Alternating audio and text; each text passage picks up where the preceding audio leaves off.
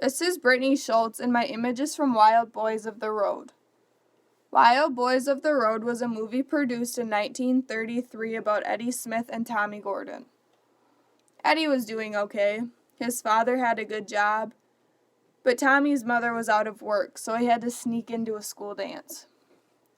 Tommy got kicked out of the dance and told Eddie he wanted to drop out of school to look for a job.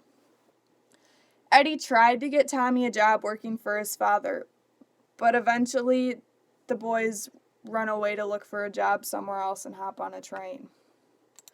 This image is from 1933 and has the historical connections with the teenagers during the Great Depression riding the rails. Teenagers rode the rails because they thought they were a burden to their parents, embarrassed by unemployment or poverty. Some teenagers left because they thought it would be a great adventure. Girls never took the idea of riding the rails lightly because they knew the danger they were getting themselves into.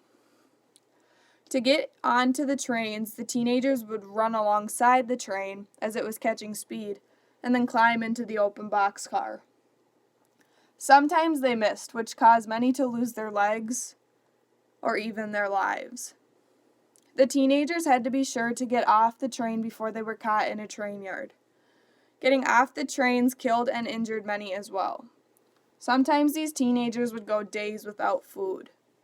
Boys followed the harvest in summer leading into the fall. From 1929 to 1939, there were a total of 24,647 teenagers killed and 27,171 teenagers injured on railroad property. FDR created the CCC for young men between the ages of 18 and 25 that were unemployed and unmarried. These jobs only came as the Depression was ending. Riding the rails was a rite of passage for this generation of young people that shaped their lives. I chose this image because I thought it would be interesting to learn a little more about teenagers riding the rails during the Great Depression.